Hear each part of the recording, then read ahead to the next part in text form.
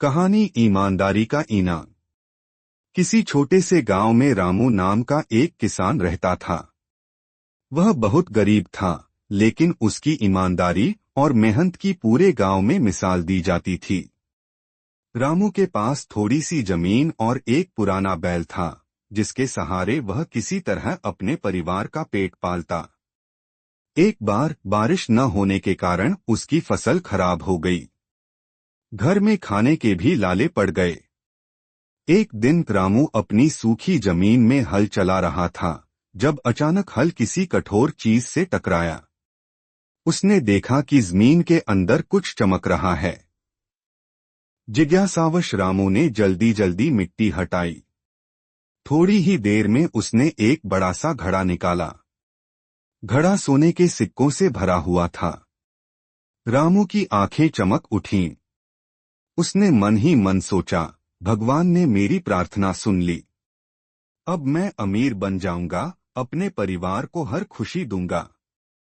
लेकिन तभी उसके मन में एक और विचार आया।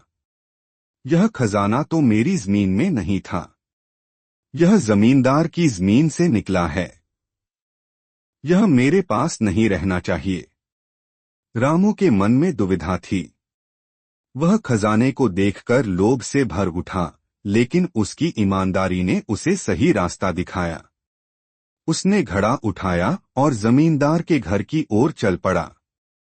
रास्ते में उसे कई लोग मिले, जिन्होंने घड़े के बारे में पूछा, लेकिन रामू ने चुपचाप कहा, यह तो जमींदार को ही बताऊंगा। जमींदार के घर पहुंचकर रामू ने पूरी घटना बताई और घड़ा उनके सामने रख दिया। जमींदार उसकी ईमानदारी देखकर दंग रह गया। उसने मुस्कुराते हुए कहा, रामू, आजकल की दुनिया में ऐसा ईमानदार इंसान मिलना मुश्किल है।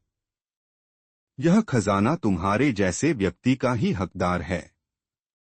इसे अपने पास रखो और अपने परिवार का भविष्य संवारो। रामू ने कहा, मालिक, मैं यह खजाना नहीं रख सकता। मैं तो सिर्फ अपना फर्ज निभा रहा था। जमींदार ने सोचा और फिर कहा, अगर तुम इसे नहीं रखना चाहते तो इसे गांव की भलाई में लगाओ। एक स्कूल बनवाओ ताकि गांव के बच्चों को पढ़ाई का मौका मिले। रामू ने जमींदार की बात मान ली। उसने खजाने से एक स्कूल और एक छोटा अस्पताल बनवाया। गांव के लोग उसकी प्रशंसा करने लगे। धीरे धीरे रामू की ईमानदारी और सेवा भाव पूरे इलाके में प्रसिद्ध हो गए। ईमानदारी और परोपकार से इंसान खुद तो सुखी होता ही है, साथ ही समाज को भी बेहतर बनाता है। सच्चाई और अच्छे कर्म हमेशा एक दिन रंग लाते हैं।